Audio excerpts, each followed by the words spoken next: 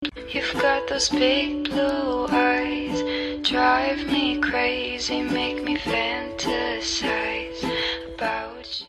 Baik, assalamualaikum warahmatullahi wabarakatuh. Nama saya Andi Dewadaya Putri. Saya dari kelas Akuntansi Syariah A. Baik, di sini saya akan menjelaskan materi tentang kias. Secara etimologi, kias yaitu mengukur, membandingkan sesuatu dengan suatu hal yang serupa. Sedangkan menurut istilah, kias adalah menerangkan sesuatu yang belum ada nasnya di dalam Al-Quran maupun Sunnah Rasul, dengan membandingkan sesuatu dengan sesuatu hal yang serupa yang telah ada nasnya. Ada dua aliran berbeda yang menetapkan pengertian dari kias. Dari kelompok pertama, menggunakan kata menanggungkan, merentangkan, menetapkan, dan menghubungkan. Penggunaan kata tersebut semena-mena dengan arti bahwa kias adalah hasil pendapat dari beberapa mujtahid. Sedangkan kelompok kedua menggunakan kata sama dan samanya. Penggunaan kata tersebut semena-mena sebagai arti bahwa kias bukanlah hasil karya mujtahid, melainkan pada dasarnya hukum furu' sama dengan hukum asal, walaupun tidak ada mujtahid yang menetapkan bahwa furu' kepada asal. Baik, selanjutnya adalah rukun-rukun kias. Para ulama fikih telah sepakat bahwa rukun-rukun kias ada 4. Yang pertama adalah asal, yang kedua adalah hukum asal, yang ketiga far'u, dan yang keempat ilat. Yang pertama adalah asal.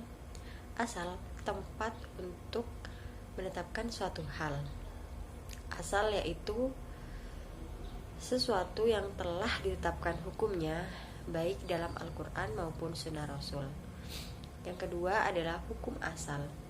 Hukum asal adalah suatu syarak yang telah ada pada asal yang akan ditetapkan kepada far'u melalui jalan kias. Seperti contohnya, hukum meminum khamr yaitu haram. Yang ketiga adalah far'u. Far'u adalah sesuatu yang belum ditetapkan dan tidak ada ketegasan hukumnya pada Al-Quran maupun Sunnah Rasul dan ijma'. Seperti hukum meminum minuman whisky. Yang keempat adalah ilat. Ilat menurut bahasa berarti sesuatu yang bisa mengubah keadaan. Menurut istilah, ilat adalah sesuatu sifat yang konkret dan dapat dipastikan keberadaannya pada setiap pelakunya, dan menurut sifatnya sejalan dengan tujuan pembentukan suatu hukum, yaitu mewujudkan kemaslahatan dengan meraih kemanfaatan dan menolak kemudaratan dari manusia. Baik, selanjutnya adalah macam-macam kias.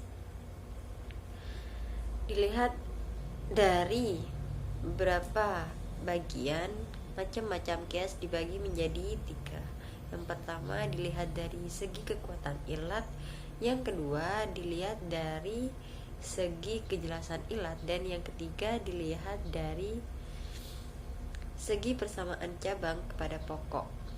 Baik, yang pertama dilihat dari segi kekuatan ilat yang terdapat pada furu' dibandingkan dengan yang terdapat pada asal. Kias dibagi menjadi 3 macam, yaitu yang pertama kias al-aulawi, yaitu suatu ilat hukum yang diberikan kepada asal lebih kuat diberikan kepada far'ul. Contoh, memukul orang tua dikiaskan dengan menyakiti hati orang tua tersebut, yang mana telah dijelaskan pada surat Al-Isra ayat 23. Yang kedua adalah kias al-musawi, yaitu suatu kias yang ilatnya mewajibkan hukum atau mengkiaskan sesuatu kepada sesuatu, yang mana kedua sesuatu tersebut bersamaan dalam keputusan menerima suatu hukum. Contoh, menjual harta anak yatim dikiaskan dengan memakan harta anak yatim tersebut, yang mana telah disebutkan pada surat An-Nisa ayat 10. Yang ketiga adalah kias al-adna, yaitu mengkiaskan sesuatu yang kurang kuat menerima kiasan tersebut yang diberikan pada sesuatu yang memang patut menerima hukum tersebut. Contohnya, mengkiaskan jual beli apel pada jual beli gandum mengandung riba fadl.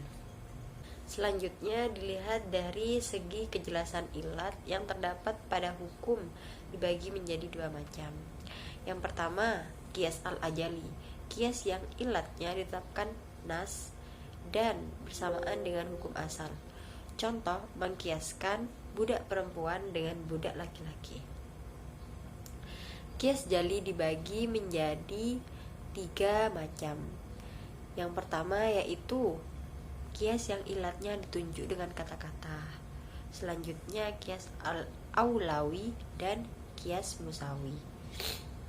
Kedua, kias al-kafi.